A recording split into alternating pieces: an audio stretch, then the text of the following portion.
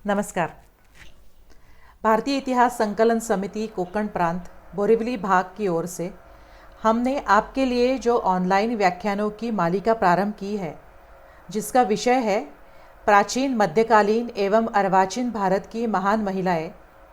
इस मालिका की 10वीं कड़ी में आज मुझे मध्यकालीन और भारत के स्वतंत्रता संग्राम के इतिहास की एक ऐसी वीरांगना, कित्तूर की रानी चेन्नम्मा, एक सिंहनी जिसने अपने मातृभूमि कित्तूर को बचाने के लिए ब्रिटिश साम्राज्य को ललकारा था और इतिहास के पन्नों में ब्रिटिश साम्राज्य को ललकारने वाली पहली वीरांगना के नाम में अपना नाम दर्ज किया था।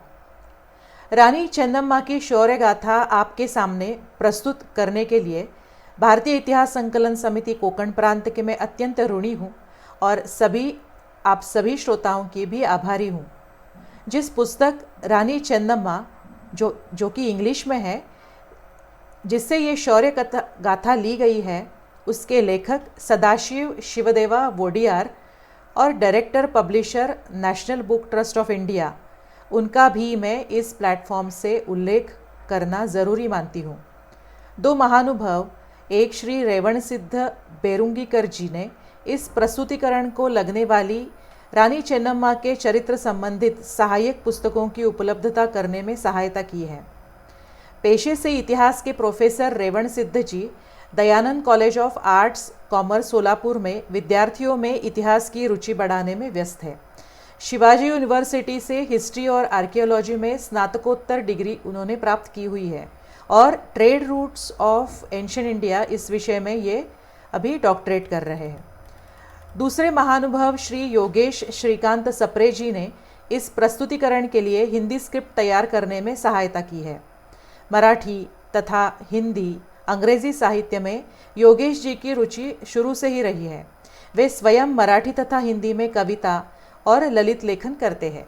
पेशे से आईटी प्रोफेशनल योगेश जी ने अपनी ये विशेष रुचि को ध्यान रखते हुए अपने अभियंता स्नातक होने के साथ साथ पुणे के फर्ग्यूसन कॉलेज से अंग्रेजी साहित्य की स्नातकोत्तर डिग्री भी प्राप्त की हुई है। जिस पुस्तक के आधार पर यह प्रस्तुतिकरण की स्क्रिप्ट तैयार की है, वो national book trust of India और ये दोनों महानुभाव, जिनकी संपूर्ण सहायता और योगदान से ही मेरे जैसे एक उत्सुक विद्यार्थी को ये प्रस्तुतिकरण आपके सामने प्रस्तुत करना बहुत ही सरल हो पाया है।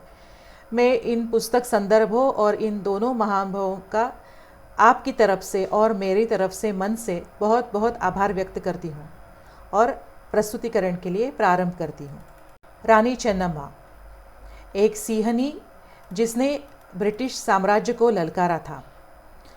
रानी चेन्नम्मा भारतीय इतिहास की एक महान वीरांगना की शौर्य गाथा आप सभी के समक्ष प्रस्तुत करते हुए मैं बहुत ही गौरवान्वित महसूस कर रही हूँ। रानी चेन्नम्मा से संबंधित पुस्तकों तथा लोक साहित्य के उपलब्ध संदर्भों का आधार लेकर इस विषय को आप सभी के सामने अत्यंत विश्वसनीयता के साथ रखने का मेरा प्रयास है। इस प्रयास को शब्द रूप देते हुए मुझे पूरा विश्वास है कि आने वाली पीढ़ियाँ कर्नाटक की इस महान शासक रानी के अतुलनीय कार्य का यथोचित स्मरण करेगी, उन्हें याद रखेगी और उनका आदर भी करेगी। तो आइए इतिहास के पन्नों को पलटकर रानी के विषय में विस्तार पूर्वक जानें। सच कहूँ, मैं एक जिज्ञासु छात्रा की तरह इस विषय का अध्ययन शुरू किया था। मैं रानी चेन्नम्मा के विषय में उपलब्ध तथ्यों तथा सुनी हुई कथाओं का जैसे जैसे संकलन करती गई, वैसे वैसे मुझे एहसास होता गया कि इस वीरांगना के अतुल्य कार्य, साहस और देश के लिए बलिदान के विषय में मैं अब तक कितनी अनभिज्ञ थी। और मैं जानती हूँ, मेरी ही तरह हम में से कई श्रोतागण इस रानी चेन्नम्मा के विषय में जानते तो होंगे, पर ज़्यादा कुछ नहीं जानते होंगे। आज इस कार्यक्रम के माध्यम से ये समयानुचित होगा कि मैं उनके बारे में अधिक से अधिक जानकारी आपके साथ साझा करूं, उसका प्रयास करूं, और इस उद्देश्य से कि मेरी ही तरह आप जिज्ञासु श्रोतागण इस महान रानी चेन्नम्मा के विषय में जानें और जानने की इच्छा व्यक्त करें, उनको स्मरण करें, उनको याद रखें। मुझे अभी भी याद है, मेरे बचपन में मेरे पिता मुझे झांसी की रानी लक्ष्मीबाई के साथ साथ इस कर्नाटक की रानी चन्नम्मा की कथा भी सुनाया करते थे। कथा भारत के प्रथम महिला स्वतंत्रता सेनानी की, जो अपनी मातृभूमि कित्तूर की रक्षा के लिए ब्रिटिश राज्य के साथ दो दो हाथ खड़े करने के लिए उठ खड़ी हुई थी। उसकी शूरता की, उनकी उदारता की, ये एक ऐसी प्रेरणादायक जीवन कहानी है जो किसी भी देश, किसी भी राज्य में हर समय राष्ट्र प्रेमी, स्वतंत्रता प्रेमियों को हमेशा ही रोमांचित करती रहेगी। आइए जानते हैं रानी चेन्नम्मा का शुरुआती जीवन। रानी चेन्नम्मा का जन्म 23 अक्टूबर 1778 को काकती में, जो आज कर्नाटक राज्य के बेलगाम के उत्तर में एक छोटा सा गांव है, वहाँ हुआ था। मतलब रानी चेन्नम्मा झांसी की रानी लक्ष्मीबाई से 56 साल पहले जन्मी थी। है ना अचरज की बात। काकती आज के बेलगाम जिले का एक छोटा सा देशगत था। यहाँ के शासक दुलप्पा गौड़ा देसाई कर्नाटक के उत्तरी क्षेत्र के एक जाने माने तथा शक्तिशाली व्यक्ति थे। काकती उस समय सांगली राज्य का हिस्सा हुआ करता था। रानी चेन्नम्मा इन्हीं दुलप्पा गौड़ा देसाई तथा उनकी पत्नी पद्मावती की संतान थी। चेन्नम्मा बेहद सुंदर और चुस्त थी। बहुत कम उम्र में उन्होंने घुड़सवारी, तलवारबाजी, तीरंदाजी का प्रशिक्षण प्राप्त किया था। उनके बहादुरी के किस्से काफ़ी मशहूर थे। 15 वर्ष की आयु में चेन्नम्मा का विवाह कित्तूर के शासक मल्लसर्जा देसाई के साथ संपन्न हुआ। आइए जानते हैं कित्तूर राजवंश के बारे में। कित्तूर राजवंश के शासन की शुरुआत सन 1585 में हुई। इस राजवंश की शुरुआत मैसूर राज्य के सागर से हिरेमल्ला शेट्टी और चिकमल्ला शेट्टी ने की थी। आज कित्तूर पुणे बेंगलोर राष्ट्रीय राजमार्ग से सटे कर्नाटक के बेलगाम और धारवाड़ के बीचों बीच हरी भरी पहाड़ियों में बसा हुआ एक छोटा सा शहर है। कर्नाटक के बाहर के ज़्यादातर लोग इस छोटे से शहर द्वारा निभाई गई शानदार भूमिका के बारे में अनभिज्ञ हैं, जिसमें मेरा भी नाम है।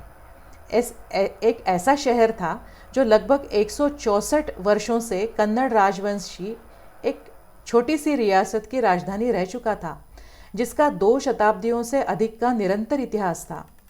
सन 1781 में कित्तूर वंश के 7वें वंशज वीरप्पा गौड़ा की मृत्यु के बाद परिवार ने मल्लसर्जा को दत्तक पुत्र के रूप में लिया और मल्लसर्जा 1782 से 1816 तक राज्य के शासक बने रहे।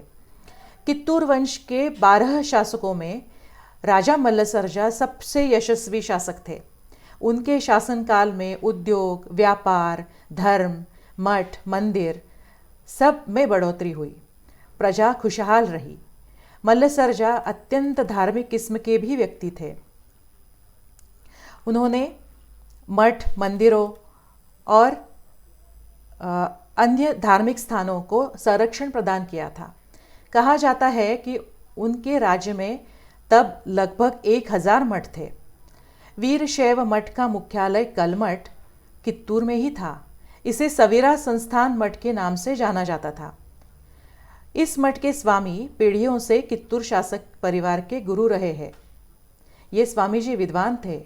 उनका ज्ञान और विद्वत्ता, उनका निष्कलंक नैतिक चरित्र और सबसे महत्वपूर्ण मानवीय जीवन से जुड़ी समस्याओं के प्रति उनका आध्यात्मिक और बौद्धिक दृष्टिकोण, इन्हीं कारणों से उन्हें राज दरबार में उचित सम्मान मिला था।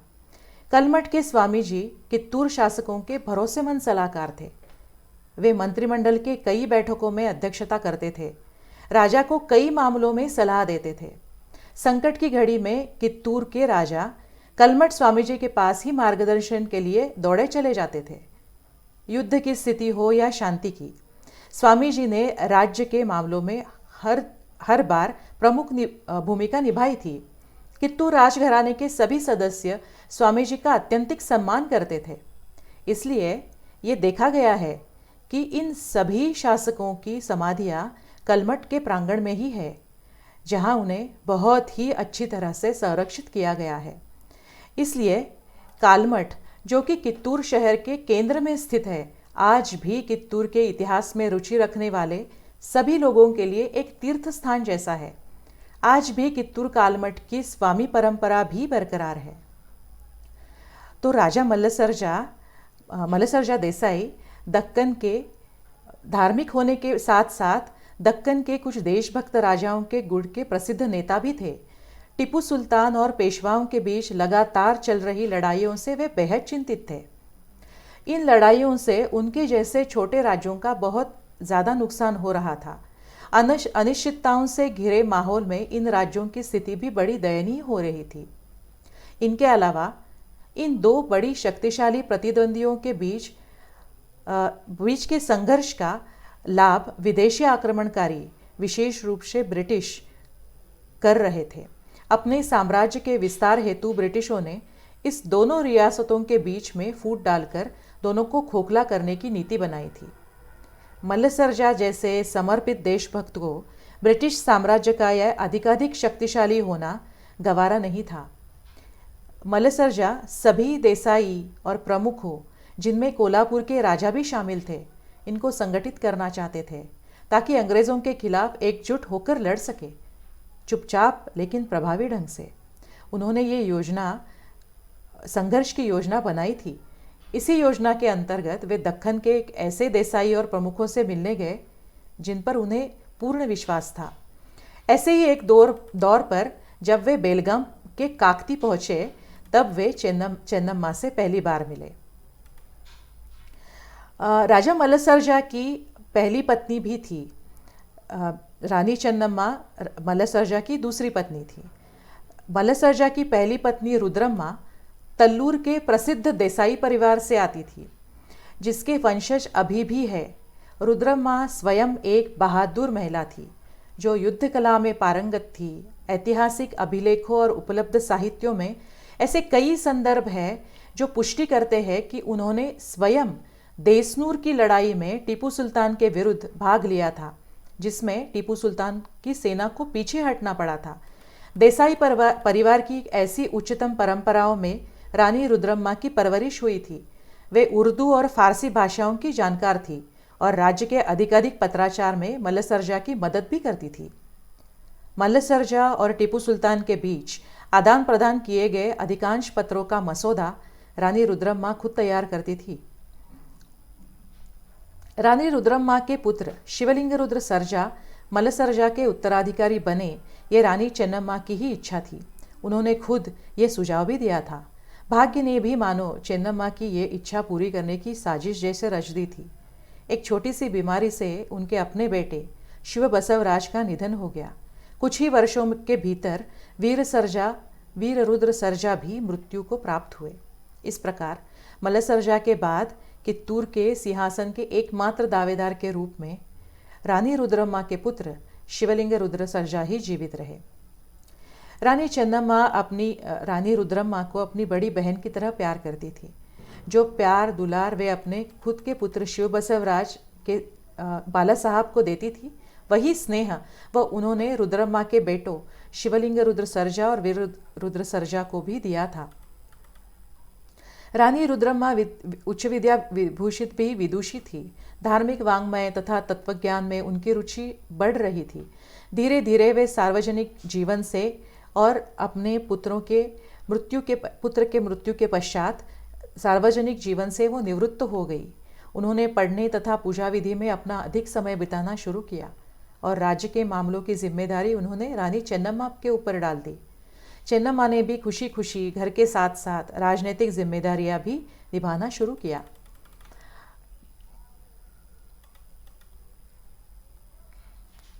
आप पूछेंगे कि मल्लसर्जा अपनी इतनी प्रभावशाली पहली पत्नी रुद्रम्मा से खुश थे, तो उन्होंने दूसरा विवाह क्यों किया?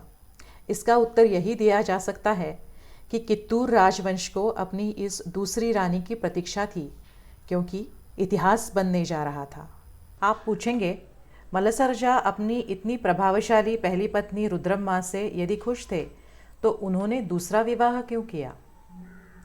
इसका उत्तर यही दिया जा सकता है कि कित्तूर राजवंश को अपनी इस दूसरी रानी की प्रतीक्षा थी, क्योंकि इतिहास बनने जा रहा था। रानी चेन्नम्मा की राजनीति तथा शासन में गहरी दिलचस्पी थी। वे अन्याय और क्रूरता बर्दाश्त नहीं कर सकती थी।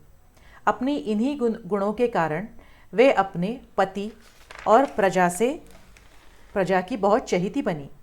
उन्होंने राज्य के प्रशासन में अपनी पति की सहायता की और उनकी सहायता करना आरंभ किया। मराठा और अंग्रेज़ों के बीच चल रहे संघर्ष में दोनों ही तरफ से उनके राज्य को अपनी ओर खींचने का प्रयास हो रहा था। इस प्रकार चेन्नम्मा अपने प्रदेश के राजनीतिक मामलों में सक्रिय रूप से शामिल हो गई। वे सभी सैन्य अभियानों तथा लड़ाइयों में राजा मल्लसर्जा के साथ गई। जब मल्लसर्जा आधिकारिक मामलों पर विचार विमर्श करते तो चेन्नम्मा उनके साथ राज दरबार में बैठती थी। वे हर मायने में अपने पति के लिए एक दोस्त, दार्शनिक तथा मार्गदर्शक रही। इसलिए इसमें कोई आश्चर्य नहीं था कि राजा मल्लसर्जा के मृत्यु के बाद राजनीतिक सत्ता स्वाभाविक रूप से रानी चेन्नम्मा के हाथ में आ जाए और वे बिना किसी कठिनाई के राज्य के मामलों को नियंत्रित भी करने लगी थी। उन्होंने सभी राजनीतिक गतिविधियों को बारीकी से देखा, उनका अध्ययन किया। वे बहुत बुद्धिमान थी। उन्हें प्रचलित राजनीतिक परिस्थितियों की गहरी समझ थी। साहस और दूरदर्शिता की धनी थी रानी चेन्नम्मा। अपनी प्रजा से बहुत प्यार करती थी और उनके साथ सहजता से घुल मिल भी जाती थी।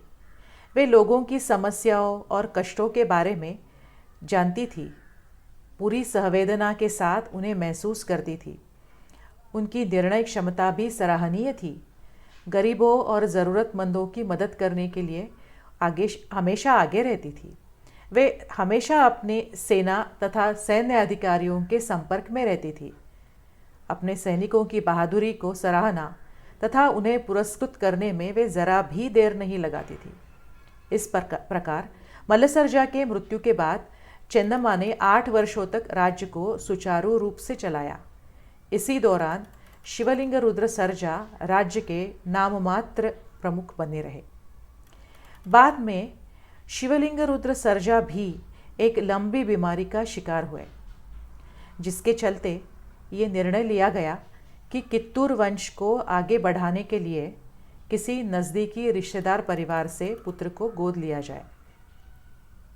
कित्तूर की रानी की हैसियत से चेन्नम्मा ने अपने एक लौते पुत्र की मृत्यु के बाद शिवलिंगप्पा को गोद लिया ताकि उन्हें कित्तूर के सिंहासन का उत्तराधिकारी बनाया जा सके।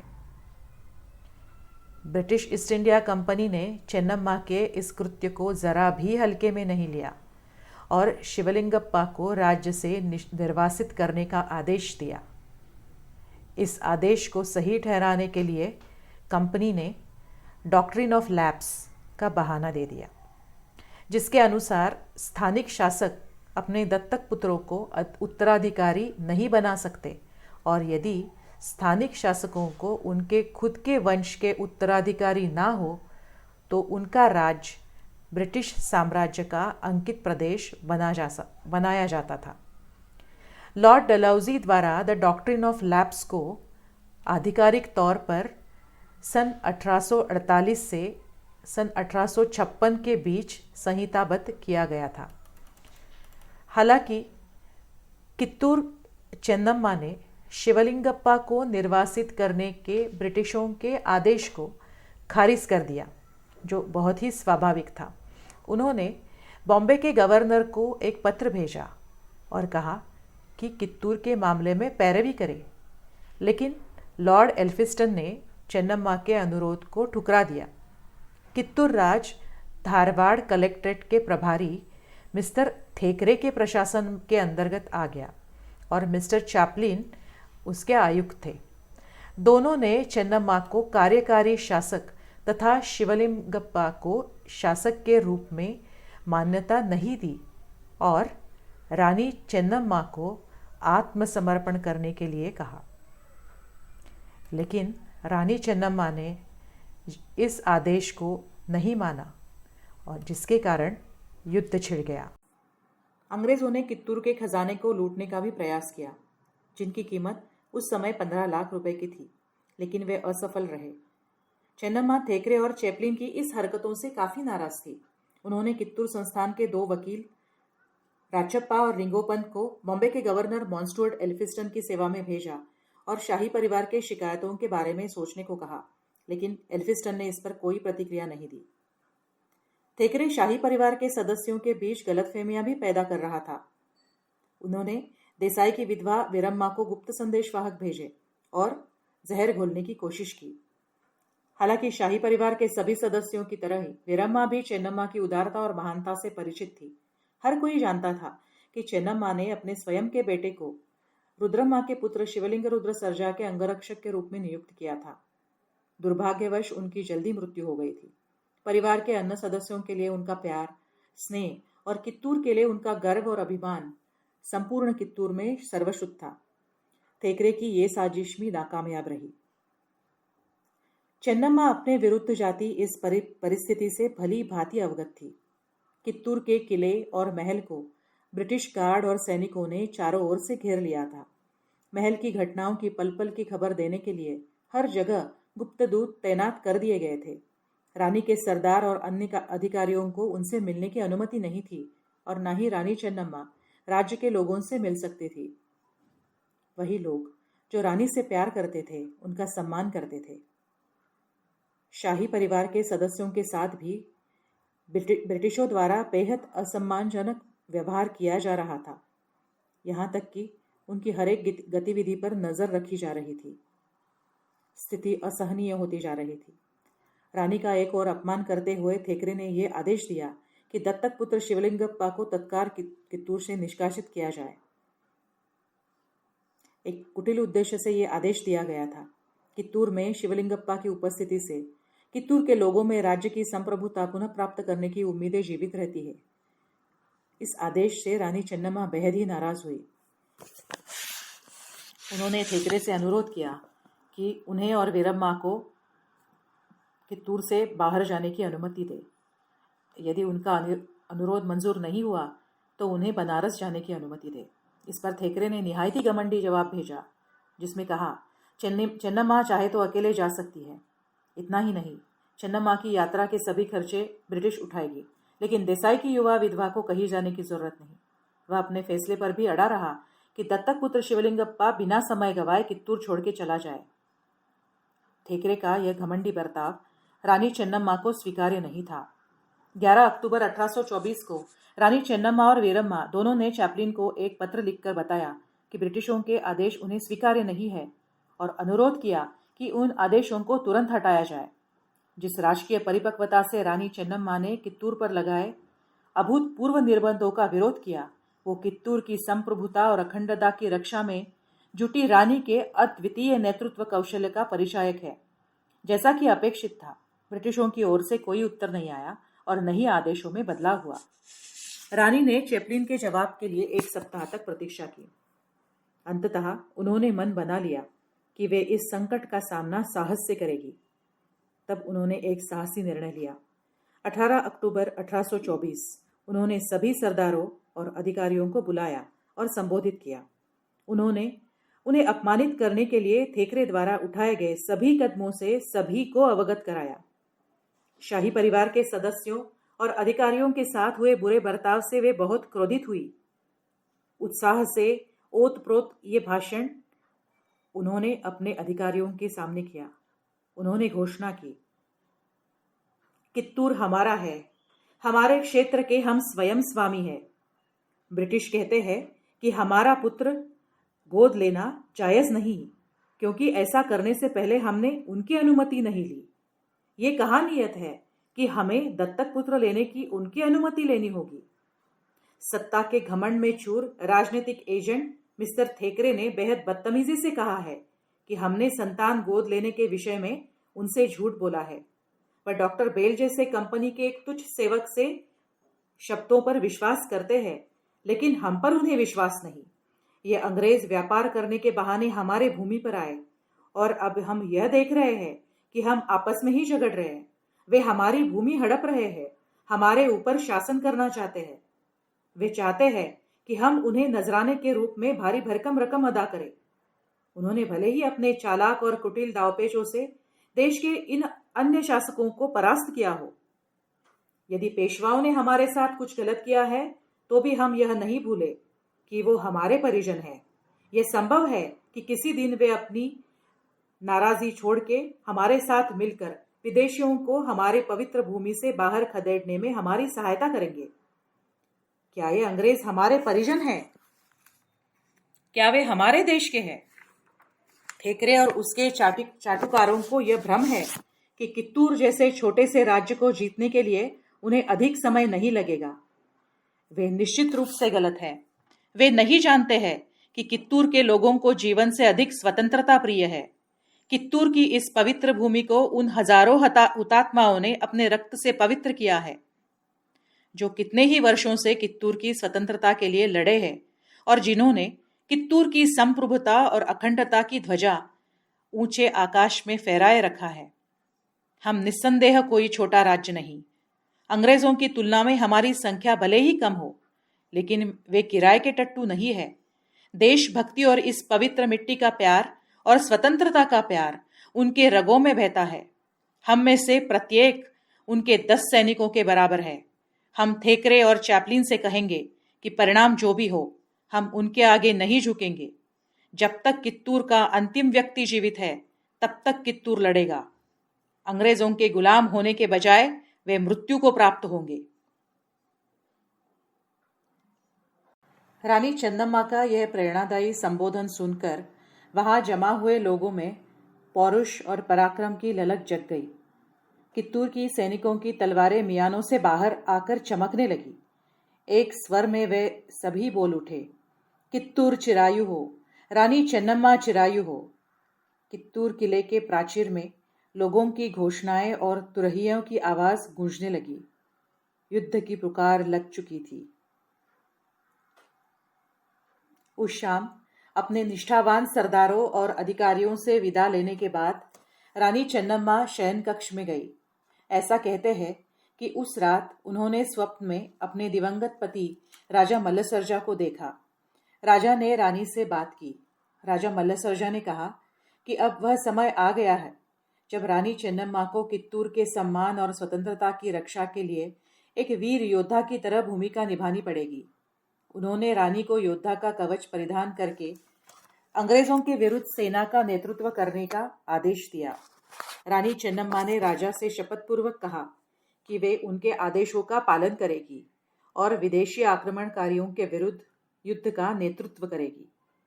अगली सुबह जब वे उठी तो उन्हें रात में देखे स्वप्ने का स्मरण हुआ। वो तुरंत परम पूज्य स्वामी जी से मिलने कलमठ पहुंची और उनका आशीर्वाद प्राप्त किया। वे महल में लौटी और सेना के प्रधान सेनापति सरदार गुरुसिद्धप्पा तथा कुछ अन्य उच्च पदस्थ अधिकारियों को बुलाया और उन्होंने अंग्रेजों के विरुद्ध युद्ध की योजनाओं तथा रणनीतियों पर चर्चा करने का निर्णय लिया। रानी चन्नम्मा इस तथ्य से भली भांति अवगत थी कि ब्रिटिश सेना सैन्य संख्या और शस्त्र सामग्री दोनों में उसकी सेना तुलना से बेहतर है। उन्हें यह उम्मीद थी कि कोल्हापुर के राजा संकट की इस घड़ी में उनकी सहायता के लिए आएंगे। शीघ्रता से एक संदेशवाहक को कोल्हापुर भेजा गया और कोल्हापुर से एक सैन्य टुकड़ी कित्तूर भेजने का अनुरोध किया गया। सरदार, सूबेदार, किलेदार, दलवाई तथा कित्तूर राज्य के चौबारियों को विस्तृत निर्देश दिए गए।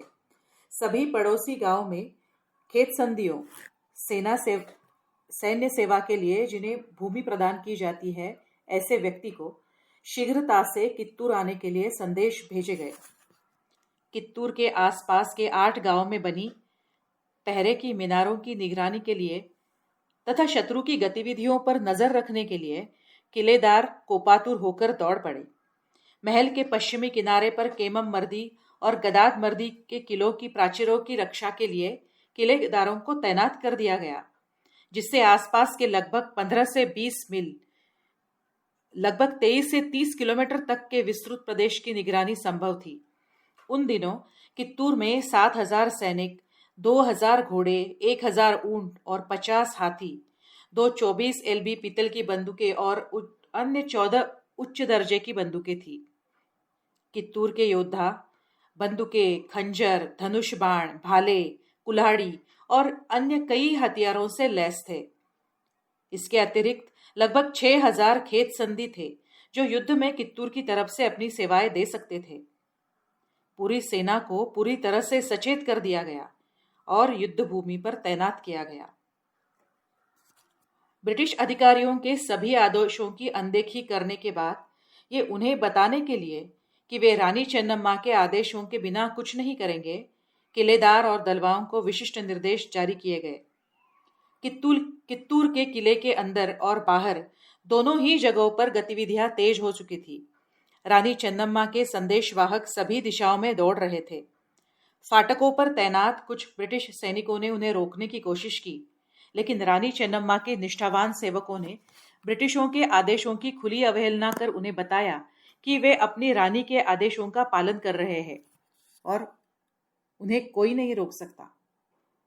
कित्तूर के लोगों का यह रवैया देखकर अंग्रेज सैनिक अचरज में पड़ गए। उन्होंने तुरंत धारवाड़ संदेश भेजा कि कित्तूर के लोगों में विद्रोह के तेवर दिख रहे हैं। ब्रिटिश साम्राज्य के लिए ये नुकसानदायक हो सकता है। थेकरे को यह संदेश 19 अक्टूबर को मिला। तब तक उसे गुप्त सूचना मिल चुकी थी कि नेटिव इन्फेंट्री के 500 सैनिक, 5वीं रेजिमेंट की ब्रिटिश कंपनी और लगभग 100 से मजबूत हॉर्स ब्रिगेड आर्टिलरी कलादगी से बेलगाम तक आगे बढ़ रही है। उसने उन्हें एक आवश्यक संदेश भेजा कि कित्तूर का एक चक्कर लगाए, क्योंकि वहां कुछ परेशानी की आशंका है। यह टुकड़ी 20 अक्टूबर 1824 की सुबह कित्तूर पहुंची। इस बीच थेकरे की एक छोटी सेना की टुकड़ी और कुछ अधिकारियों के साथ, जो कि धारवाड़ में उनके साथ काम करते थे, कित्तूर पहुंचा था। उसे लगा कि कित्तूर के बाहरी इलाकों में ब्रिटिश सेना की उपस्थिति से कित्तूर के शासक और लोग भयभीत हो जाएंगे और विनम्रता से आत्मसमर्पण भी करेंगे। उन्हें पूरा विश्वास था कि वह कुछ समय में ही विद्रोह को कुचलने में सफल होंगे। उसने आदेश दिया कि लड़ने वाले बलों के लिए केमम मर्दी के पूर्वी किनारे पर शिविर लगाया जाए और थोड़ी ही दूर पर पश्चिमी ढलान के ऊपर अफसरों के परिवार के कुछ सदस्य जो भी अफसरों के साथ में हैं, उनके लिए शिविर लगवाए जाए। 20 अक्टूबर की दोपहर से शाम तक ब्रिटिश सैनिक इन शिविरों की व्यवस्था करने में व्यस्त थे। 21 अक्टूबर सुबह थेकरे ने अपनी राजनीतिक सहायकों स्टीवनसन और इलियट को सभी महत्वपूर्ण अधिकारियों और कित्तूर के प्रमुखों से दंड राशि पत्र के साथ साथ उन्हें प्राप्त करने के लिए कित्तूर के किले में भेजा। उनके अनुसार ये सभी कित्तूर के खजाने की सुरक्षा के लिए जवाबदेह थे। तदनुसार स्टीवनसन और इलियट सरदार गुरुसिदप्पा और कित्तूर के अन्य अधिकारियों से वो जा मिले और उन्हें थेकरे के आदेशों का पालन करने के लिए कहा। उन्हें पता नहीं था कि कित्तूर में माहौल पूरी तरह बदल गया है। लोग विद्रोह की मनस्थिति में हैं। सरदारों ने एजेंट के आदेशों को खारिज कर दिया, क्योंकि रानी चेन्नम्मा से मंजूरी के बिना किसी भी दस्तावेज पर हस्ताक्षर नहीं किया जा सकता था। इससे थेकरे अत्यंत क्रोधित हो गया और उसने 100 की संख्या वाली अपनी हॉर्स आर्टिलरी के कमांडर, जो अपने तोपखाने के साथ साथ किले में घुसने और देसाई की सेना के सरदारों को पकड़ने का आदेश दे दिया। जब हॉर्स आर्टिलरी की किले में पहुंची तो सरदार गुरुसिदप्पा, जिन्होंने अपने सरदारों को पहले से ही सचेत कर दिया था, तुरंत अपने आदमियों को पीछे खदेड़ने की आज्ञा दी। कित्तूर की सेना ने साहसिक मोर्चा खोला और ब्रिटिश सैनिकों पर हावी हो गए। इस बीच सेनाई की सुरक्षा और उनके रक्षकों के किले के फाटकों को बंद कर दिया गया और ब्रिटिश हॉर्स आर्टिलरी के सैनिकों को पूरी तरह से उखाड़ फेंक दिया गया। उन्हें सैली पोर्ट का निकासी दरवाजे से द्वार के ऊपर किले से बाहर भागना पड़ा। रानी चेन्नम्मा के सैनिकों ने किले के बाहर तक उनका पीछा किया। उनमें से कुछ को मौत के घाट उतार दिया। अंततः ब्रिटिश सैनिक केमम मर्दी के बाहरी क्षेत्र में बनाए हुए अपने शिविरों में वापस भाग गए। कुछ ब्रिटिश सैनिकों ने कुछ निजी आवासों में शरण ली, जबकि कुछ केमम मर्दी के पास शिविरों में छुप गए। कित्तूर सेना ने लगभग 40 ब्रिटिशों को पकड़ लिया और उन्हें महल में ले आए। इनमें बच्चे और अधिकारियों के शिविर की कुछ महिलाएं भी शामिल थी। उन्हें रानी चेन्नम्मा के समक्ष जब लाया गया तो उन्होंने सैनिकों को कैद करने का आदेश दिया। महिलाओं और बच्चों के प्रति उनके मन में कोई शत्रुता नहीं थी। उल्टा उन्हें हिरासत में लेने पर रानी ने अपने सैनिकों को डांटा। रानी के आदेश पर इन महिला और बच्चों को महल के भीतर लाया गया और भोजन और आश्रय दिया गया। इन महिला और बच्चों को देखकर रानी के आदेश पर रानी ने इन सबको आश्रय दिया गया। रानी चेन्नम्मा अपने सिंहासन से नीचे उतरी, बच्चों को प्यार से थपथपाया और उनसे कहा कि वे डरे नहीं, उन्हें कोई नुकसान नहीं होगा, कोई नुकसान नहीं पहुंचाया जाएगा। रानी के इस स्नेहपूर्ण व्यवहार ने उनके डर को दूर कर दिया और जल्द ही वो खुद को सुरक्षित महसूस करने लगे। सभी महिलाओं और बच्चों को महल के अतिथि कक्षों में ले जाया गया, भोजन दिया गया और कित्तूर महल में अतिथियों के प्रति दिखाई जाने वाली प्रथागत उदारता से उनका आतिथ्य भी किया गया।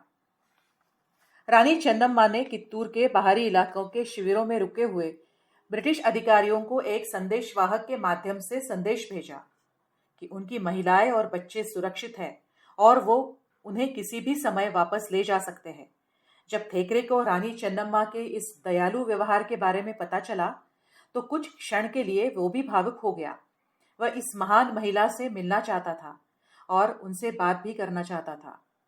कहते हैं कि उसने 11 गांवों का इनाम भी इसके बदले में सभी शत्रुता समाप्त करने के लिए समझौता करो ऐसा प्रस्ताव लेके रानी को मनाने के लिए मन भी बना लिया था।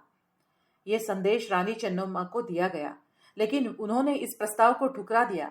उन्हें थेकरे से मिलने की कोई इच्छा नहीं थी। उन्होंने ये साफ साफ थेकरे को बता दिया। थेकरे ने यह सोचकर कि रानी चेन्नम्मा अगले दिन उससे मिलेगी, अपना प्रस्थान स्थगित कर दिया। उस रात रानी चेन्नम्मा ने फिर से सरदार गुरुसिदप्पा और अन्य प्रमुख सरदारों और अधिकारियों को बुलाया और सभी मुद्दों पर चर्चा करने के बाद वे सर्वसहमति से इस निष्कर्ष पर पहुंचे कि थेकरे से मिलने का कोई मतलब नहीं है, जो पहले से ही कित्तूर के पास सेना के साथ शिविर लगा के खड़ा है और जिसका उद्देश्य कित्तूर के लोगों को भयभीत करना और ब्रिटिश साम्राज्य की शरण में लाना था। उससे मिलना व्यर्थ है। थेकरे रानी चेन्नम्मा से मिलने के इरादे से अगली सुबह किले की कचहरी में गया। उसे उम्मीद थी देसाइयों के महल में जाने के लिए परिवार का कोई सदस्य या कोई सरदार मार्गदर्शन करने के लिए उसके साथ आएगा, लेकिन ऐसा हुआ नहीं। उसने कई बार उन्हें टोका, लेकिन उन्होंने मना कर दिया। यह महानवमी का दिवस था और महल में उत्साह मनाया जा रहा था। कित्तूर के सरदार, सूबेदार और प्रमुख अधिकारी तथा पड़ोसी गांव के खेत संधि महल के अंदर सभा भवन में बड़ी संख्या में एकत्रित हुए थे। थेकरे महल में प्रवेश करने और महल से बाहर आने वाले लोगों की कतारें देख रहा था। निराशा और पराजय की भावनाओं के साथ वे वहां से निकला और आगे की कार्रवाई के बारे में विचार करने के लिए शिविर में वापस आ गया।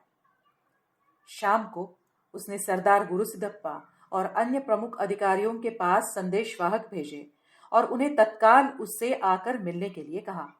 उन्होंने ये कहकर आने से इनकार कर दिया कि उनके साथ शिष्ट सम्मत तथा सौजन्यपूर्ण व्यवहार नहीं किया जाता और थेकरे से मिलने की उनकी कोई मंशा नहीं है। इस खुली अवहेलना के बाद आहत थेकरे ने बंदूकधारियों की एक टुकड़ी के कमांडर कैप्टन ब्लैक को मोटार तोपों के किले के दरवाजे की तरफ घुमाने के लिए आदेश दिया। 2 मोटार तोपे किले के पास ले जाए गए और प्रवेश द्वार के पास तैनात किए गए। पहले से ही अंधेरा हो रहा था। थेकरे पहले से ही क्रोधित था। उसने रानी चेन्नम्मा को संदेश भेजा कि यदि सुबह तक उन्होंने उसकी शर्तें मानकर आत्मसमर्पण नहीं किया तो गंभीर परिणाम भुगतने पड़ेंगे। प्रतिशोध की आग में जल रहे थेकरे ने पहले से ही ये मन बना लिया था कि सूर्योदय तक यदि कित्तूर के लोगों ने घुटने नहीं टेके तो वह सख्त कार्रवाई करेगा। अगली सुबह 23 अक्टूबर 1824 ब्रिटिश सेना के आर्टिलरी अधिकारी गार्ड बदलने के लिए किले की ओर बढ़ा। किले का बाहरी दरवाजा बंद था और रानी चेन्नम्मा के गार्ड ने ब्रिटिश अधिकारियों को भीतर प्रवेश करने के लिए मना कर दिया। थेकरे ने कई संदेश भेजे और मांग की कि गेट खोले जाए और ड्यूटी के लिए गार्ड बदलने की अनुमति दी जाए, लेकिन रानी चेन्नम्मा के सैनिकों ने एक ही नहीं सुनी। थेकरे ने कैप्टन ब्लैक को अन्य 2 मोटर गनों के लिए लाने के लिए कहा और उन्हें भी गेट के पास तैनात करने के आदेश दे दिए ताकि अंग्रेज सैनिक आदेश मिलने पर तुरंत गोले दाग सके और किले के दरवाजे खोल सके। इस बीच थेकरे को सूचना मिली थी कि करीब 2000 लोग किले के अंदर घुरी पर इकट्ठे हुए हैं, जबकि कुछ नए लोग हर मिनट किले में आ रहे हैं। इसलिए उसने अपने घुड़सवार तोपची सैनिकों को किले के दरवाजे के आगे बढ़ने का आदेश दिया। फिर उसने कित्तूर सेना के प्रधान सेनापति सरदार गुरुसिदप्पा को कड़ी चेतावनी के साथ एक सख्त संदेश भेजा कि फाटकों को तुरंत खोला जाए। सरदार गुरुसिदप्पा ने उत्तर में भेजा कि जब तक सभी ब्रिटिश सैनिकों को सुरक्षित दूरी पर वापस नहीं ले जाया जाता, गेट तब तक नहीं खोलेंगे।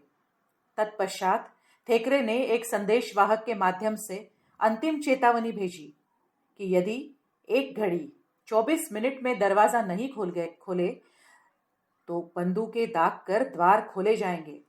इस धमकी का कोई जवाब नहीं गया।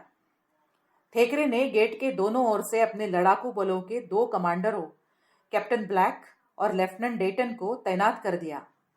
सिविल द्वारा नियंत्रित तोपखाने और घुड़सवार सेना को किले पर हमला करने के लिए प्रवेश द्वार से कुछ ही गज की दूरी पर खड़ा कर दिया गया। वे अत्यंतिक तनाव के क्षण थे। ब्रिटिश सैनिक यह देखने के लिए खड़े थे कि 24 मिनट की समय सीमा समाप्त होने के बाद फाटक खोला जाएगा या नहीं खोला जाएगा। इतने में किले के द्वार अंदर से खोले गए और रानी चेन्नम्मा वीर घुड़सवारों ने बिजली की गति से गरज कर अंग्रेज गढ़सेना पर हमला कर दिया। कित्तूर सेना ने 2 तरफ से आक्रमण किया, एक तो प्रवेश द्वार से और दूसरा किले के प्राचीर से। सरदार गुरुसिदप्पा ने प्रवेश द्वार से हमला करने वाले बलों की कमान संभाल ली, जबकि रानी चेन्नम्मा ने प्राचीर पर खड़े होकर ऊपर से सैन्य अभियानों का निर्देशन किया। अपनी पीठ को तने हुए वह अपने फुर्तीले घोड़े पर बैठी थी। उनकी कमर में चारों ओर एक सुनहरी मेखला थी, जिसमें से उनकी म्यान लटक रही थी। उनके दाहिने हाथ में म्यान से खिंची हुई तलवार थी। वही उन्होंने बाएं हाथ में अपने घोड़ों की बागडोर संभाली हुई थी। साहस और दृढ़ संकल्प का मूर्तिमंत अवतार लग रही थी रानी चेन्नम्मा। उनके सैनिक शत्रु सेना के ऊपर टूट पड़े और शत्रु सैनिक को मौत के घाट उतार देने शुरू किए। इससे पहले कि कैप्टन ब्लैक और लेफ्टिनेंट डेटन अपनी बंदूकें चला पाते, रानी की सेना ने उनसे बंदूकें जब्त कर ली। रानी के क्रुद्ध सैनिक ब्रिटिश सैनिकों के सिर धड़ से अलग कर रहे थे। इतना ही नहीं, उनके शरीर के टुकड़े टुकड़े भी कर दिए जा रहे थे। इसके बाद चेन्नम्मा की सेना ने घुड़सवार तोपची सैनिक तथा अन्य सैनिकों पर आक्रमण कर दिया। इस भयंकर आक्रमण के परिणाम स्वरूप ब्रिटिश सेना पीछे हट गई। कित्तूर के सैनिक अंग्रेजों की गढ़सेना से भिड़ चुके थे और जितना हो सके नरसंहार कर रहे थे। किले के शिखर पर घोड़े पर सवार रानी चेन्नम्मा अपनी सेना की गतिविधियों का निर्देशन कर रही थी। बगल में उनके समर्पित अंगरक्षक अमतूर के साधु नवर बल्लप्पा खड़े थे। बंदूकें और तलवारें थामे 4 घुड़सवार सैनिकों ने उन्हें किसी भी संभावित हमले से सुरक्षा प्रदान करने के लिए घेर रखा था। कित्तूर सेना का हमला इतना अचानक था कि ब्रिटिश सैनिकों के पास संभलने का समय ही नहीं आया। चेन्नम्मा की सेना द्वारा उनमें से कई को काट दिया गया।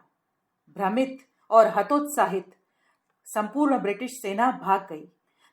चारों तरफ आतंक छा गया। अपने घबराए हुए सैनिकों को देखकर थेकरे ने अपने घोड़े पर छलांग लगाई और घोड़े को किले की ओर दौड़ाया। नामी योद्धा साधु नावर बल्लप्पा ने थेकरे को किले के प्राचीर की तरफ आते हुए देखा।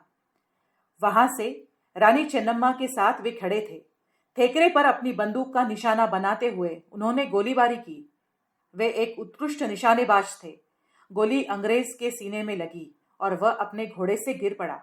सैनिकों का एक समूह उसकी ओर दौड़ा और उसके शरीर के टुकड़े टुकड़े कर दिए गए। राम हस्बी नामक एक अश्वेत अफ्रीकी सिपाही ने थेकरे का सिर काट कर अपने भाले की नोक पर रख दिया और सभी को दिखे इस प्रकार से ऊंचा पकड़कर युद्ध के मैदान में भागते हुए चिल्लाया, थेकरे मर गया, थेकरे मारा गया। हताश ब्रिटिश सैनिक सभी दिशाओं में बिखर गए। मुठभेड़ में लगभग बहुत से सैनिक पहले ही मारे जा चुके थे। कुछ और घायल हो गए थे और कुछ भाग गए थे।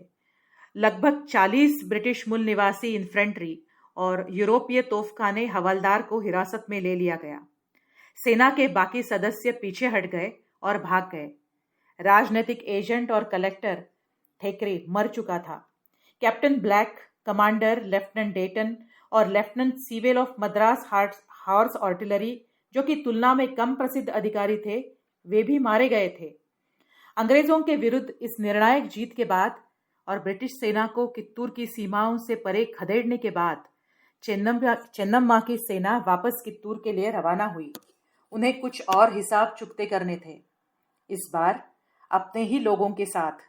वे उन गद्दारों का नाश करना चाहते थे जो अपने तुच्छ स्वार्थ हेतुओं के लिए देशद्रोह कर ले और ब्रिटिशों की सहायता करते आ रहे थे, जिन्होंने कित्तूर हड़पने में ब्रिटिशों की मदद की थी।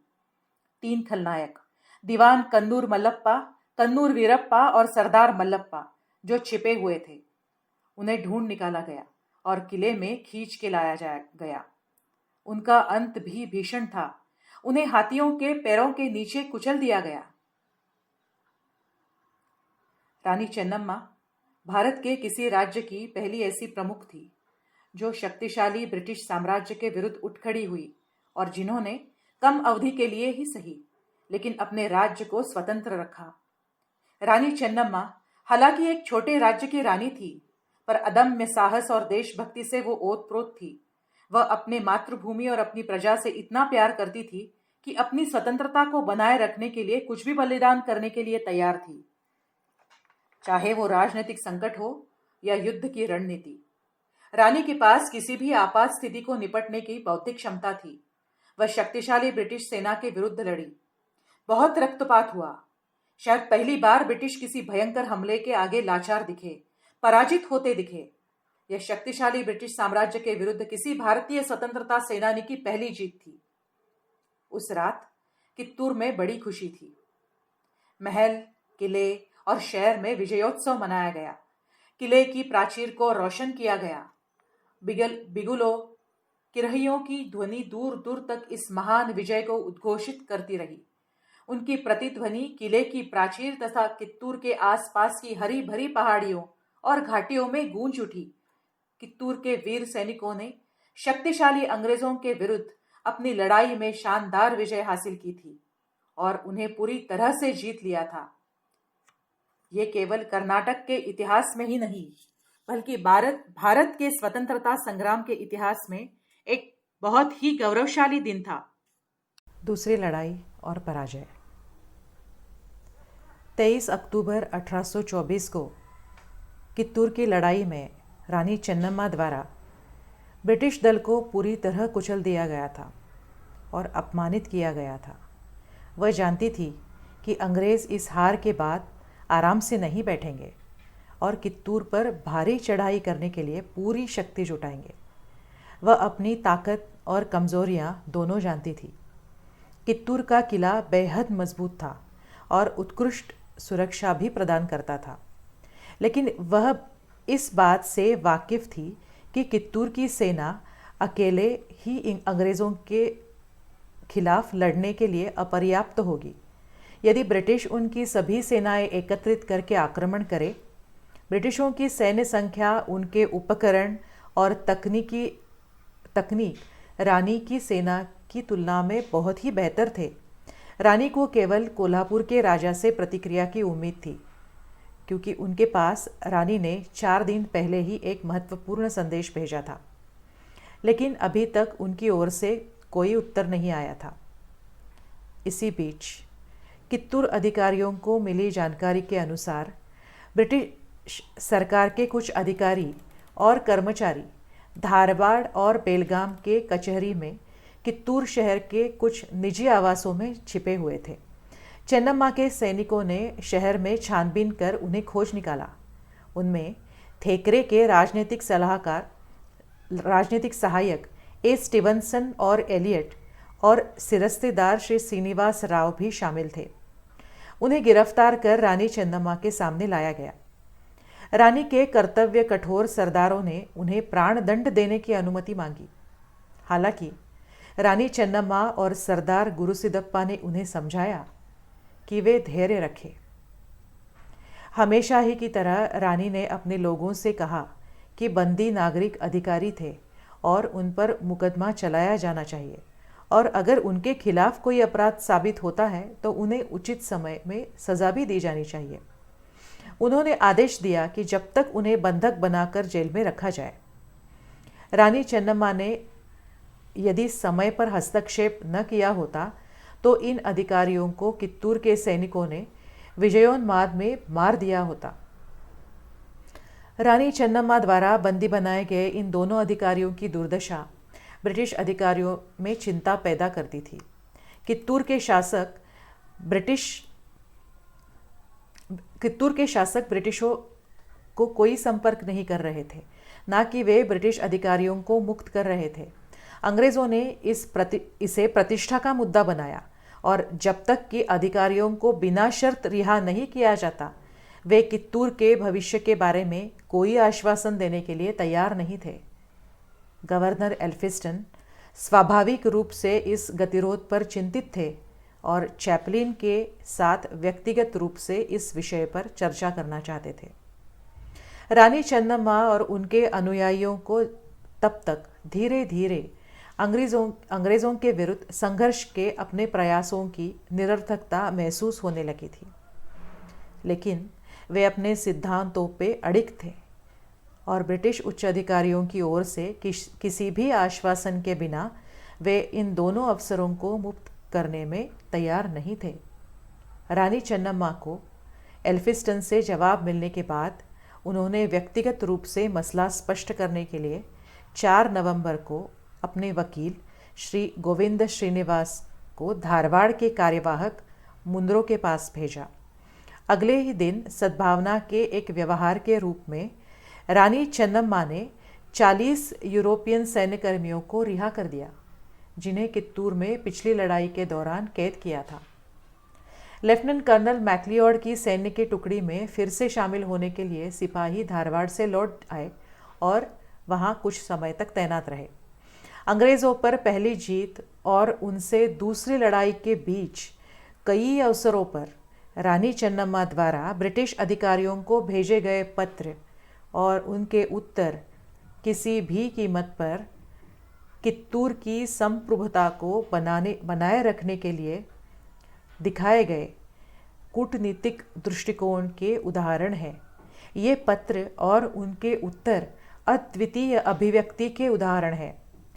यह इस तरह के पत्रों का सबसे अच्छा नमूना है और स्पष्ट रूप से रानी के अदम्य साहस और आत्मसम्मान को ही दर्शाता है, लेकिन साथ ही साथ उनमें राजनयिक शिष्टाचार और अनुग्रह भी दिखते हैं। ब्रिटिश ये समझ चुकी थी कि रानी किसी भी कीमत पर आत्मसमर्पण नहीं करने जा रही है और न ही वह दोनों अधिकारियों को रिहा करेगी। चैपलिन ने 17 नवंबर 1824 को उपलब्ध सैन्य दल के साथ बेलगाम जाने के लिए बम्बई छोड़ा।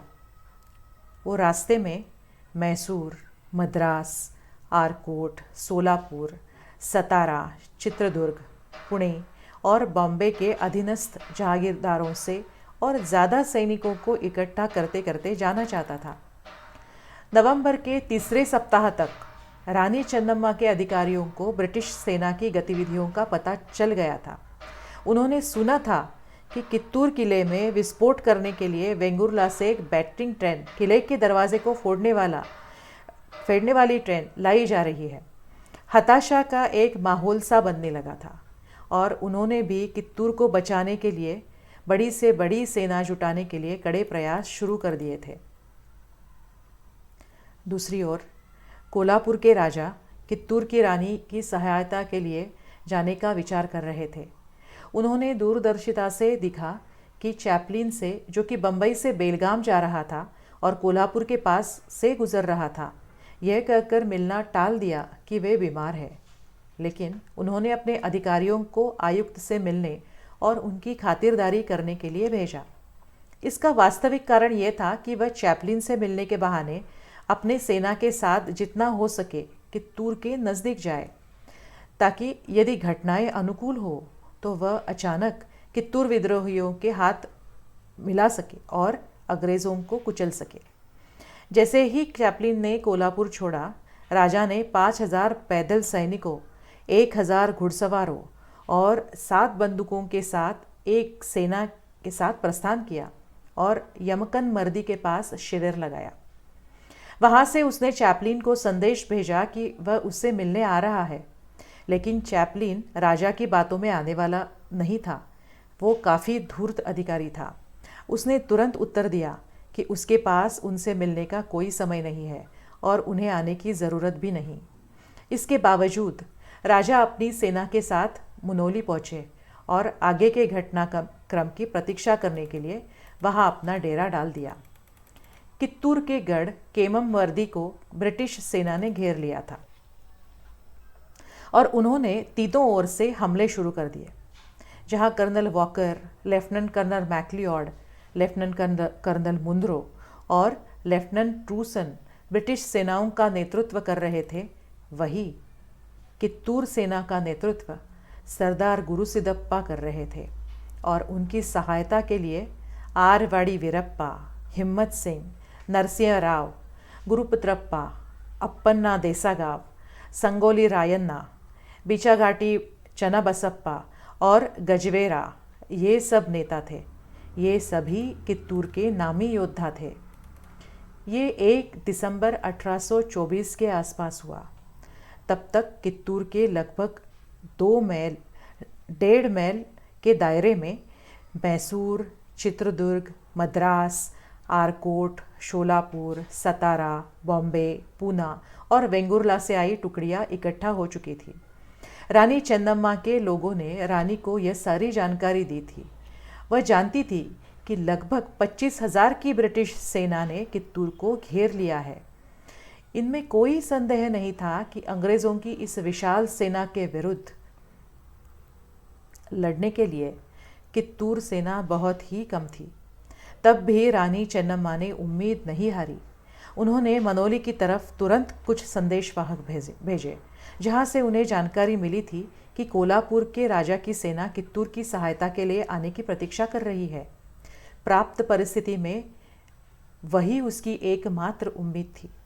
रानी चन्नम्मा के दूतों ने किले के उत्तर पूर्वी द्वार से मनोली की ओर शीघ्रता से आगे बढ़ने की कोशिश की, लेकिन ब्रिटिश सैनिकों ने उन्हें रोक लिया। किले की मीनारों पर तैनात सैनिकों से उनकी हाथापाई भी हुई। कुछ गोलियां भी चलाई गई। इस फायरिंग में हॉर्स आर्टिलरी के 2 ब्रिटिश सैनिक और उनके साथी मारे गए। यह अंग्रेज़ों के लिए उकसाने के लिए बहुत ही पर्याप्त था। उन्होंने तत्काल प्रतिक्रिया के रूप में किले में आग लगा दी।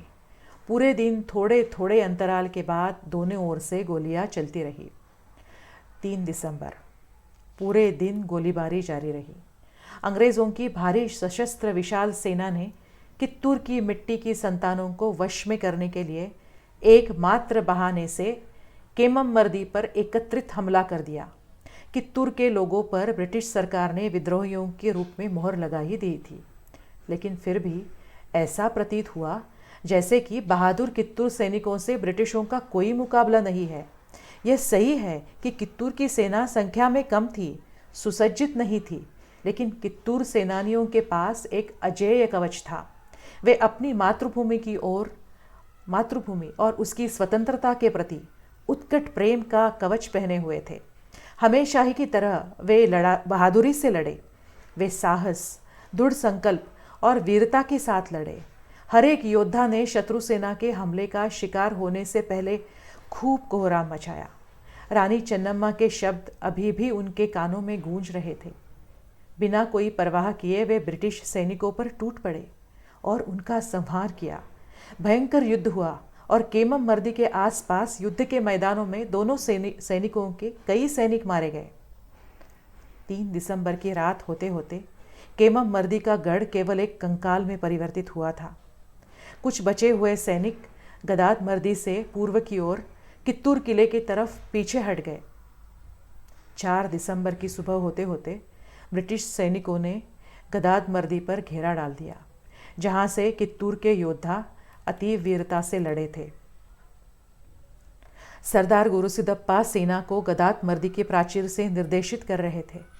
रानी चन्नम्मा किले के अंदर से अपनी सेना को संभाले हुए थी और अंदर से शत्रु का विरोध करने की तैयारी में थी। 4 दिसंबर की पूरी सुबह कित्तूर के सैनिकों ने गदात मर्दी को बचाने की कोशिश की, लेकिन जल्द ही पराजित हुए। कित्तूर के अधिकांश सैनिक मारे गए थे। जो कुछ बच गए वे एक अंतिम उम्मीद से किले में वापस चले आए। कित्तूर सेना को परास्त करने के बाद कर्नल डिकन ने अपने आदमियों को किले की ओर बढ़ने तथा बैटिंग ट्रेन को चलाने का आदेश दिया। ट्रेन को किले के मुख्य प्रवेश द्वार के समीप लाया गया। पूरे दिन किले पर भारी गोले दागे गए और बंदूकों से नियमित गोलीबारी भी चलती रही। जब कित्तूर की सेना गढ़ की रक्षा करने की कोशिश कर रही थी, तब भी कित्तूर के कुछ सैनिकों ने विश्वासघात किया।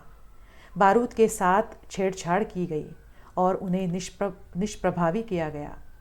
अंत निकट था। रानी चन्नम्मा की बाहर से मदद मिलने की उम्मीदें बिखर गई थी। अंग्रेज़ कोल्हापुर के महाराजा को कित्तूर पहुंचने से रोकने में सफल हुए थे। महाराजा मनोली से आगे नहीं जा पाए और इसलिए वह रानी की कोई सहायता न कर सके। रानी चन्नम्मा के लिए कोई उम्मीद शेष नहीं रही थी।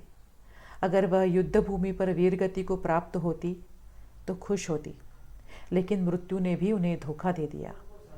कित्तूर की गरजती तोपों की आवाज़ कित्तूर के ही कुछ लोगों के विश्वासघात से बंद हुई। मातृभूमि के शूरवीर सपूतों द्वारा लड़ी गई और हारी हुई हर युद्ध में ये गद्दारी ही अभिशाप रही है। हालांकि कित्तूर के गद्दारों के लिए क्षमा की कोई गुंजाइश नहीं थी। रानी चन्नम्मा के संतप्त निष्ठावान सरदारों ने इन गद्दारों कन्नूर वीर संगप्पा और हुरकादली मल्लप्पा का पता लगाया और उन्हें तत्काल हाथियों के पैरों तले रौंद दिया गया। कित्तूर के सैनिक जी जान से लड़ रहे थे। 4 दिसंबर को देर रात अंग्रेज किले में घुस गए। किले के अंदर मौजूद कुछ सैनिकों ने विरोध करने की कोशिश की, लेकिन अंग्रेज़ों ने तुरंत उन पर काबू पा लिया।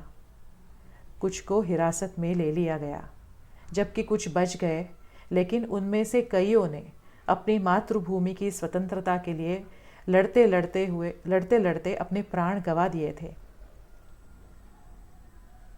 5 दिसंबर की सुबह होते होते ब्रिटिश सेना ने किले पर पूरी तरह से कब्जा कर लिया था। हजारों लोग मारे गए थे। मुंद्रों के साथ साथ ब्रिटिश सेना के कई लोग हताहत हुए, मारे गए। कित्तूर की सरदारों में कुछ बचे हुए सरदार थे जो लड़ रहे थे। उन्हें भी ब्रिटिशों के सामने समर्पण करना पड़ा। रानी चन्नम्मा ने अपने निष्ठावान सरदार और सेना के साथ युद्ध लड़ा। इनमें से प्रमुख सरदार थे गुरुसिदप्पा और संगोली रायन्ना। वीर सरदारों की विनती मानकर रानी चन्नम्मा ने अपनी बहू वीरव्वा और जानकी बाई के साथ किले के उत्तर पूर्वी द्वार से संगोली की ओर भागने की कोशिश की, लेकिन उन्हें ब्रिटिश सैनिकों ने पकड़ लिया और हिरासत में ले लिया। पूरे महल को लूट लिया गया। कहते हैं कि अंग्रेज़ों ने खजाने में रखी हुई पूरी 16 लाख की नगद और लगभग 4 लाख के गहने लूट लिए। उन्होंने 3000 घोड़े, 2000 ऊंट और कित्तूर सेना के लगभग 100 हाथी, बंदूकें, तोपें, 56 बंदूकें और बड़ी मात्रा में तलवार, धनुष, तीर और भाले जैसे हथियार बरामद कर लिए। कित्तूर देश में 286 गांव और 72 छोटे गांव थे, जिनकी वार्षिक आय 4 लाख के आसपास थी। रानी चन्नम्मा और शिवलिंग रुद्र सर्जा की विधवा वीरव्वा और रानी के दिवंगत बेटे शिव बसवराज की विधवा जानकी बाई, इन दोनों को इसके बाद लगभग 1 सप्ताह तक कित्तूर महल में हिरासत में रखा गया। उन्हें कित्तूर का राज्य अंग्रेज़ों को सौंपने के लिए संबंधित दस्तावेज पर हस्ताक्षर करने के लिए मजबूर किया गया। फिर उन्हें भारी एस्कॉर्ट के तहत बेलंगल के अभेद्य किले में भेज दिया गया और राजनीतिक कैदियों के रूप में रखा गया। कित्तूर शासक परिवारों की तीनों महिलाओं के लिए पेंशन निर्धारित की गई, जिसकी कुल राशि 40,000 प्रतिवर्ष थी। 5 दिसंबर 1824 को कित्तूर किले के विस्तृत खुले मैदान में बहादुर स्वतंत्रता सेनानियों के शवों से अटे पड़े थे। इन शवों के ढेर पर यूनियन जैक को सुबह के समय आकाश को घेरते हुए बारूद के धुएं से बने बादलों के ऊपर फहराया गया था और परास्त कित्तूर किले की प्राचीर से झूलते देखा गया था। केवल संख्याबल अधिक होने के कारण इस छोटे से राज्य की छोटी सेना को अंग्रेज़ों से परास्त कर उनकी हत्या कर दी गई थी। कित्तूर उजड़ गया था। यह हमारे देश के इतिहास के सबसे काले दिनों में से एक था, लेकिन इस वीरतापूर्ण लड़ाई में रानी चेन्नम्मा द्वारा दिखाए गए प्रेरक नेतृत्व गुण, देशभक्ति, साहस, पराक्रम और मनोधैर्य देश के इस हिस्से में कई पीढ़ियों के लिए प्रेरणा का स्रोत बने रहे। रानी चेन्नम्मा द्वारा जलाई गई स्वतंत्रता के प्रेम की आग उनके पराजय से बुझी नहीं, ये केवल थोड़ी देर के लिए शांत सी हो गई थी। कुछ समय के लिए कित्तूर क्षेत्र में एक असहज शांति थी। फिर भी कित्तूर में कई लोगों ने कित्तूर को फिर से हासिल करने के लिए सपना देख रहे थे। कित्तूर का भव्य किला और महल की मीनारें, जो कित्तूर के गत गौरव के दृश्य प्रतीक थे, लोगों के मन में इन आशाओं को जीवित रखे थे। चैपलिन ने सोचा कि इन इमारतों को, जो रानी की यादों को लोगों के मन में जीवित रखती है, ध्वस्त कर देना चाहिए, ताकि वे अब कित्तूर के पूर्व वैभव के निरंतर याद न दिलाते रहे। इसलिए महल के मुख्य हिस्से को गिराने का आदेश दे दिया गया। रानी चेन्नम्मा और वीरव्वा बेलंगल के कारागृह में बंद अपने निष्ठावान सरदारों द्वारा एक और विद्रोह का और देशगत की बहाली का सपना देख रही थी। अंतिम समय तक संगोली रायन्ना जैसे कित्तूर के कुछ विद्रोहियों ने उनके कुछ मौक़ों पर गुप्त मुलाकात की और उन्हें कित्तूर की परिस्थिति से अवगत कराया। रानी चेन्नम्मा ने उन्हें एक और विद्रोह के लिए प्रोत्साहित भी किया। आखिर कारागृह में रानी चेन्नम्मा ने अपना अधिकांश समय पूजा और आध्यात्मिक कार्यों में बिताया। उनका निरंतर सपना था कित्तूर की मुक्ति, जिसके लिए उन्होंने दिन रात एक कर दिए। उन्होंने हिम्मत नहीं हारी, आशा नहीं छोड़ी, लेकिन कुछ भी नहीं हो सका।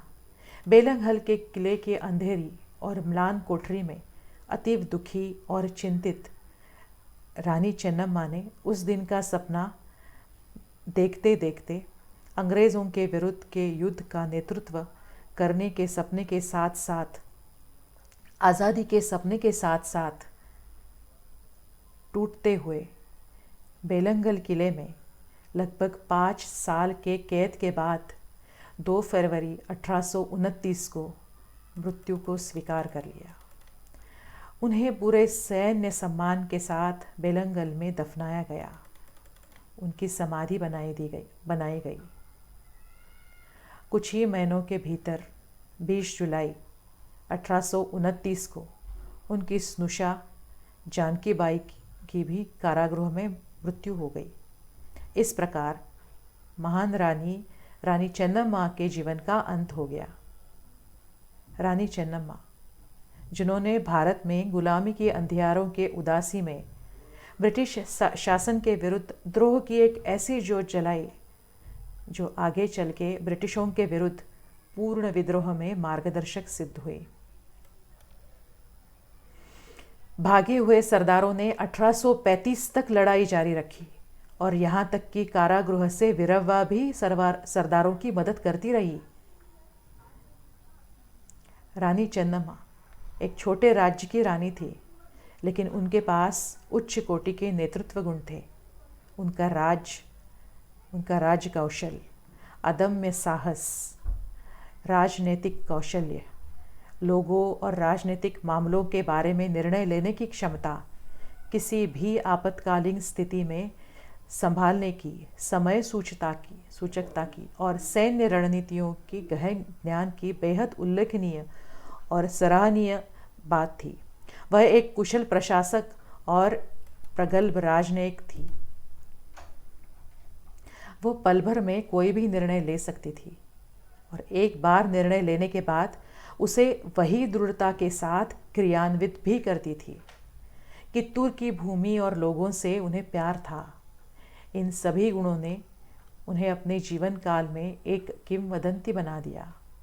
उनके कार्य हमेशा उनके महान गुणों को मुखरित करते रहे। अंग्रेज़ों द्वारा ब्रिटिश साम्राज्य में कित्तूर का विलय करने का आदेश मिलने के बाद भी उन्होंने दरबार लगाया और अपने राज्य की स्वतंत्रता उद्घोषित करके अंग्रेज़ों को खुली चुनौती देने का साहस दिखाया। उन्होंने युद्ध टालने की पूरी कोशिश की, लेकिन किसी भी कीमत पर अपने राज्य की स्वतंत्रता से समझौता नहीं किया। उन्होंने बड़ी ही गरिमा, दृढ़ता और समानता के साथ अंग्रेज़ों के साथ बातचीत की। इन वार्ताओं में उन्होंने राजनेता के उल्लेखनीय गुणों का परिचय दिया। अपने राज्य की स्वायत्तता और अपनी मांग पर वह अड़िग रही, लेकिन वह जानती थी कि क्या करना है, और जब वार्ता विफल हुई और युद्ध अपरिहार्य हो गया तो वह अपने लोगों को अंतरात्मा को जगा सकी। कित्तूर के लोगों ने भी रानी के आवाहन के बाद अतीव साहस और प्रतिबद्धता के साथ एक होकर बहुत कुछ किया।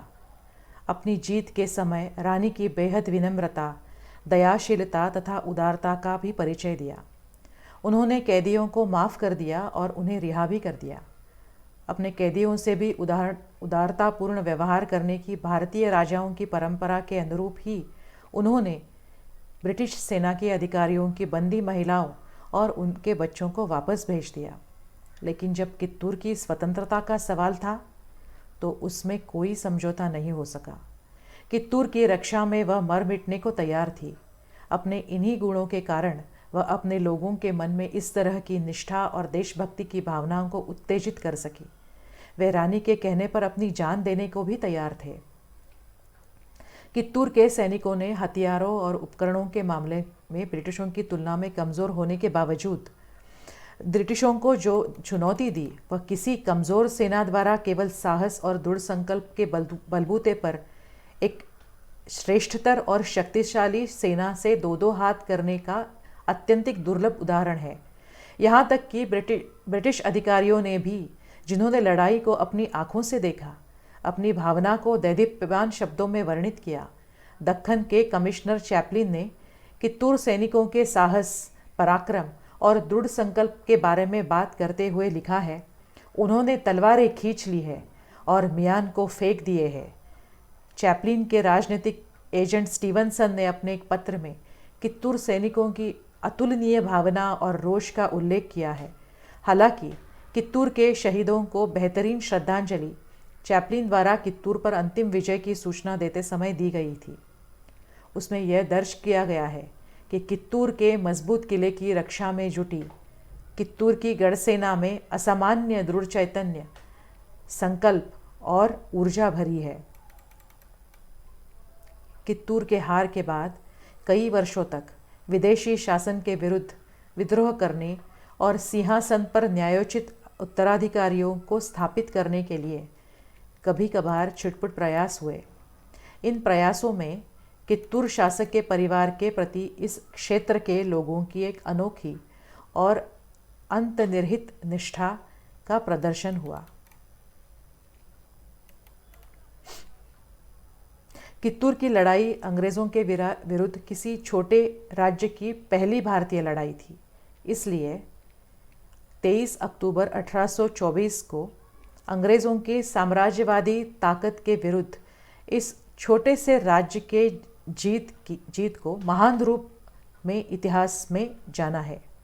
कित्तूर के लोगों का किसी भी मूल्य पर राज्य को स्वतंत्र रखने का जज्बा एक आदर्श, उदात्त और अनुकरणीय उदाहरण है। रानी चन्नम्मा और उनके देशभक्त अनुयायी अपने साहस और वीरता, मुस्कुराते हुए अपनी मातृभूमि की स्वतंत्रता के लिए लड़ना, अपना जीवन दांव पर लगा देना, इतिहास की गलियारों में सदैव चमकते रहना। यही उदाहरण सबके सामने रखते गए हैं। रानी चेन्नम्मा का चरित्र किसी दंतकथा जैसा ही प्रतीत होता है। स्वतंत्रता आंदोलन के दौरान रानी चेन्नम्मा द्वारा किया गया ब्रिटिशों का ये निडर विरोध नाटकों, गीतों और कथा कहानियों का विषय बनकर औरों को प्रेरित करता रहा है। भले ही रानी चेन्नम्मा अंग्रेज़ों के अपने राज्य से दूसरी बार भगाने में असफल हुई हो, लेकिन उन्होंने कई महिला रानियों को ब्रिटिश शासन के विरुद्ध आवाज़ उठाने के लिए प्रेरित किया। भले ही कित्तूर रानी चेन्नम्मा ब्रिटिशों के खिलाफ अपना अंतिम युद्ध नहीं जीत सकी, लेकिन विश्व के इतिहास में उनका नाम स्वर्णाक्षरों में लिखा गया है। उनके अबहवा रानी और किलाड़ी चेन्नम्मा के साथ साथ वह कर्नाटक में शूरता और साहस के प्रतीक में सर्वमान्य हुई है। 11 सितंबर 2007 को नई दिल्ली के संसद भवन परिसर में कित्तूर चेन्नम्मा की प्रतिमा स्थापित की गई है। ब्रिटिशों के विरुद्ध उठ खड़ी होने वाली इस वीरांगना के प्रति ये सच्ची श्रद्धांजलि है। प्रतिवर्ष 22 अक्टूबर से 24 अक्टूबर तक रानी कित्तूर चेन्नम्मा के ब्रिटिशों के विरुद्ध साहसपूर्ण विद्रोह का जश्न मनाने के लिए कित्तूर उत्सव का आयोजन किया जाता है।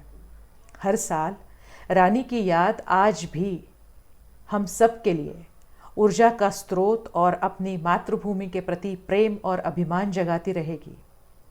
कित्तूर चिरायु हो, रानी चेन्नम्मा चिरायु हो। हर हर महादेव।